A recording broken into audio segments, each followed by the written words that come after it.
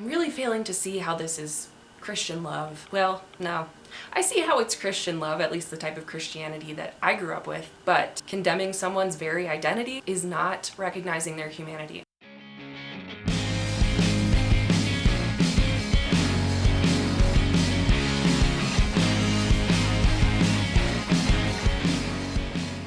Hey everyone, welcome to Club Tric, or welcome back. My name is Lauren. Club Tric is the name of my solo music project. It's also the name of this channel where I talk about religious deconstruction, cults, scams, other fun stuff like that. My voice is gonna sound a little bit low and raspy today because I've been coughing a lot. I had bronchitis for like a month. Well, you can really only have it for like 2 weeks, but I was coughing for like a solid month. And now I just have these bouts on and off of spazzy coughing. And today is one of those days. Yeah, so we're just gonna be a little husky today. If you have been here before, you may have seen a series I started called Cringey Christian Ethics. I have some misgivings about calling it cringy because it's not so much cringy as it is just plain terrible, disgusting, frightening, whatever you want to call it. This series is about me reading some high school Christian ethics papers I wrote. We covered a bunch of different topics and had to write papers on each one. I think this is going to be the last one that I read for you today, only because the other 1 or 2 papers that I found from this particular class just weren't that interesting. So far I've covered topics like abortion and the death penalty. This might be the last one in this series that I read, but I just want to reiterate, I don't want to be too hard on my 17-year-old self because she didn't know any better. She was just as indoctrinated as any other evangelical. The title of this paper, the topic that we are reading about today, is homosexuality. It is tough to look back and see just how queerphobic I was, but some of this is just so outlandish that I'm hoping we can have maybe a good laugh about it. Of all the topics that we discussed and debated in my high school Christian ethics class, I think that this was the #1 most difficult for me. Even over the death penalty, even over abortion, those were like easy peasy straight and narrow answers for me. But this, I remember really struggling because there were so many people, it seemed, in media and friends of friends of friends in my life who were gay or otherwise queer. And I really struggled with that question of, why did God allow this to happen? If he does not want gay relationships to happen, if he doesn't want people to be trans, if he doesn't want any sexual relationships outside of a cisgender heterosexual marriage, then why did he make so many people who are queer? It would always be answered with this canned response of, well, there's sin in the world, and the reason that there's hunger, and the reason that there is, yes, homosexuality and queerness is because there's sin in the world and we have free will, etc. You know, it's the completely unacceptable answer that we always hear from evangelicals, and yeah, I was very deeply in it. My family never taught me to think otherwise. There was a lot of talk of gay relationships ruining the nuclear family, you know, mom, dad, 2.5 kids and a dog. If the nuclear family gets broken down, then society gets broken down. Yeah, I struggled with this throughout most of my life. I was like, why would God allow this to happen if he didn't want it to happen? And so many of these people who say that they're gay seem very sincere about it.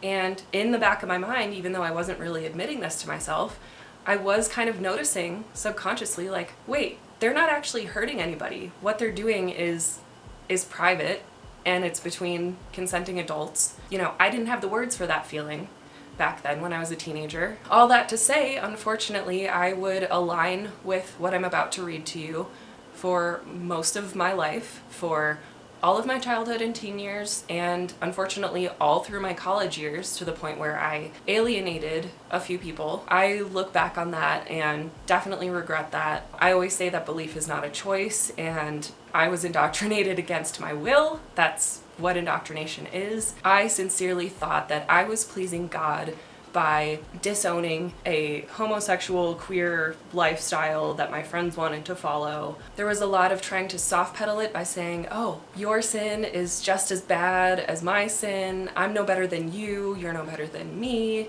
We all struggle. I don't hate you. I don't hate you, the sinner. I hate the sin. And I remember, this is so, I get so frustrated looking back on this because I already had for various reasons, a contentious relationship with some of my roommates in my freshman and sophomore years of college, but I specifically remember one of my roommate's friends coming over a lot, and he was gay. And I remember they asked me, because they knew I was Christian and they knew I took it pretty seriously, what do you think of being gay? Do you think it's wrong? How do you feel about it? And I basically said, well, I think acting upon it is wrong. I've been taught that acting on it is wrong. It's okay to have the desire and the feelings as long as you don't act on them. It was met with complete silence, and later, it was that day or the next day, my roommate was like, hey, just to let you know, my friend was very uncomfortable. I don't know if you felt that, but what you said made him extremely uncomfortable. And we just kind of never talked about it again after that. In the extreme off chance that he's seeing this, I'm sorry. I really, really wish that I didn't think that way. Well, really ever, but I wish that I had gotten to that point of deconverting and no longer believing in my conservative Christian values much earlier in life. Oh yeah, and then later on I had another roommate. I had another roommate who talked to me about her queerness and how she was bisexual, and she hadn't wanted to bring this up to me before because she was afraid I was going to judge her, and unfortunately she was correct. I still said kind of the same thing that I said to my other roommate's friend about hating the sin, not the sinner, that type of thing. And to that person I also want to say, I apologize. I really hope you don't hear these kids screaming out in the breezeway. Okay, we're just gonna ignore it. The last little anecdote I want to share is in high school, right around the time that I would have written this paper, there was a friend of mine who was very, very serious about theology and really seemed to know his Bible. Oh my God, it sounds like a dinosaur. I remember going to lunch right around the time I wrote this paper and asking him, hey, so-and-so, do you think it's unnatural to be gay? And he paused for a second and just said, yes. And I think he hesitated because I think he thought I was perhaps testing him, maybe was going to disagree with him or challenge him or something, but I really just wanted validation that the questions I was having, the debate I was having in my head about like, why would God make things like this? It doesn't make sense to me, but I'm just going to shove it down. I really wanted someone who was that well studied in theology to make me feel better about myself, I guess. So without further ado, let's read my high school Christian ethics paper on homosexuality. This is from April of 2008. I was 17 years old. Let's go. Homosexuality, being attracted to members of the same sex, is by all means unacceptable in the Christian faith. Not only does it undermine God as the divine creator, but it also insults humanity and its desire and ability to continue the population. Furthermore, homosexual attraction cannot be a natural attraction at all, and it has seemingly become more of a trend than anything else. Oh my goodness. So many problems just in that intro paragraph. It's pretty self-explanatory, but this is something we would hear all the time too. Just like my friend reassured me, we were always told homosexuality can't possibly be natural. It has to be sort of a choice or a self-delusion or something because we were designed by God to increase the population. Sex is for making babies, and that's it. Anyway, moving on. There are several areas in scripture where homosexuality is considered extremely offensive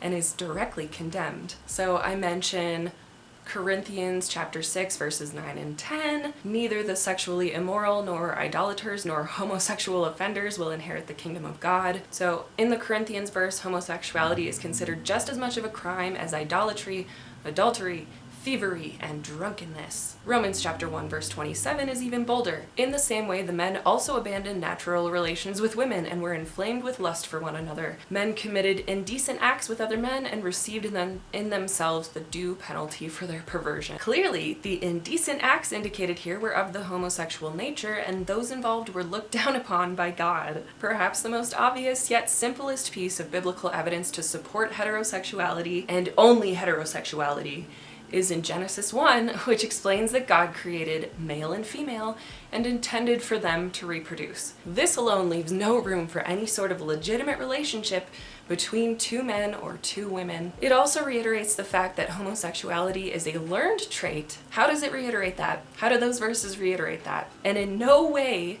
can it be genetically inherited, especially considering the fact that all children conceived naturally, I put in parentheses, were born through heterosexual intercourse. We now know that that entire sentence is a bunch of bull. Science has demonstrated that, yes, in fact, being gay can have to do with your genetic makeup. It's just a fact. I got an A on this paper that was full of lies. Okay. Ooh, this one includes a note from my teacher. In both the Christian and non-Christian world, homosexuality can be seen. I love her.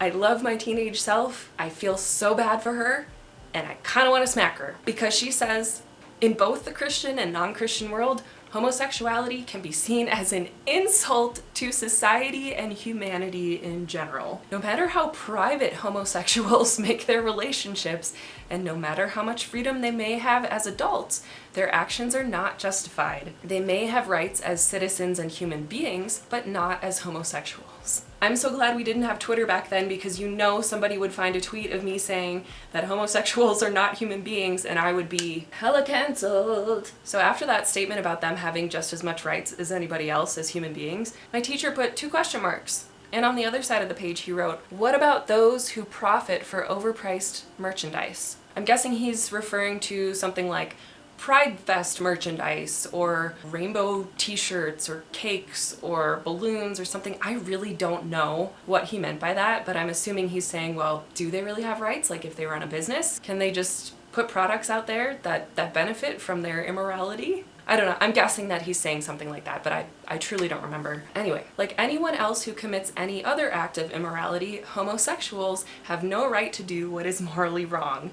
Perhaps the biggest insult, and maybe even danger, homosexuals present to the rest of the world is the fact that the universal acceptance of their actions could put the population in jeopardy. First of all, homosexual intercourse is one of the biggest causes of the fatal disease AIDS, which is spreading like wildfire. Gee, why do you think it's spreading like wildfire? It couldn't possibly be due to Ronald Reagan and his scare tactics. No, it's got nothing to do with that. Was it actually spreading like wildfire in the mid-2000s? I have no idea. But the point is, my Christian teachers wanted us to think so. Again, jumping in with the scare tactics and appeals to emotions.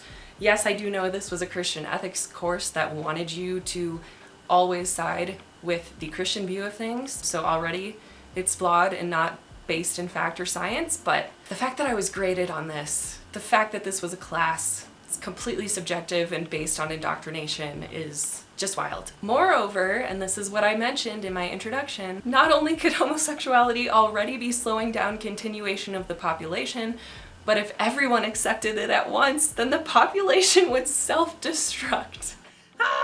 Girl, you need to quit school. You need to go to public school and get yourself some gay friends. Learn how the world actually works. I'm so sorry. Despite the fact that homosexuality is sinful in and of itself, Christians still need to understand that homosexuals as people still need to be treated with respect. They are fellow human beings and children of God, whether they are believers or not. Homosexual people are no better or worse than anyone else. You sure about that? Because you sure don't seem to think so in the rest of the paper. Every human being is just as much a sinner as the next. I touched on this before, you've heard it time and again. While homosexuals' actions should be condemned, they as people need not be treated as inferior. Well, you tried. I'm really failing to see how this is Christian love. Well, no.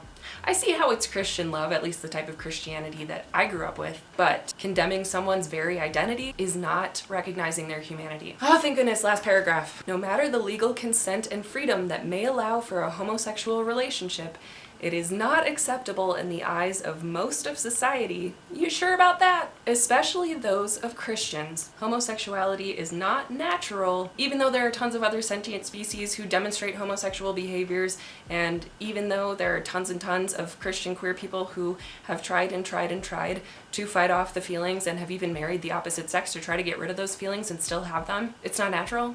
Okay. Homosexuality is not natural and has become far too acceptable in the moral standards of legislators and innocent media consumers alike. Get those gays off your TV! Overall, homosexuality is a threat to humankind and a disgrace to the creation and will of God. However, while their ways should be punished justly, Christians need to respect homosexuals as God's human creation and understand that their actions do not make them any better or worse as people and as sinners. How lovely. Do we want to throw this one? Yeah, I think we should throw this one. I'm sorry, y'all. Of all the ways that my mind has changed since I left the church and since I stopped being conservative, this is the one that I'm most grateful for. I wrote this literally half my life ago, and I hope that in the way that I'm willing to afford that person grace, I hope that you will afford grace to people who are asking these kinds of questions and inching closer and closer to accepting that queerness is okay. I feel like I have so much more unpacking of this topic to do, and there's a bunch of videos that I found that are similar to the one that I had to watch for this specific Christian ethics class about like gay men marrying straight women and vice versa, and or even like a lesbian and a gay man getting married just because they wanted to try and make God happy. Super, super tragic. I looked forever to try to find that specific film, but I don't remember what it was. It looked like it was filmed in the 90s, but there's a lot of similar stuff and like testimonies out there like that on YouTube, and I think I might watch that with y'all. If I can figure out how to do like a commentary stream type of thing, maybe we'll use one of those videos to try that out. Alright y'all, that's all I have for now. Thank you so much for watching. If you enjoyed this video, please give it a thumbs up. Subscribe to my channel if you have not already. Share this video with your friends. Keep asking questions, and I will see you next time. Why? Bye. My bro with the noisy Mustang just pulled in. Dear Lord, please turn your Mustang off. Shut it down. Turn it off. Your parking job is fine. Thank you. Ugh.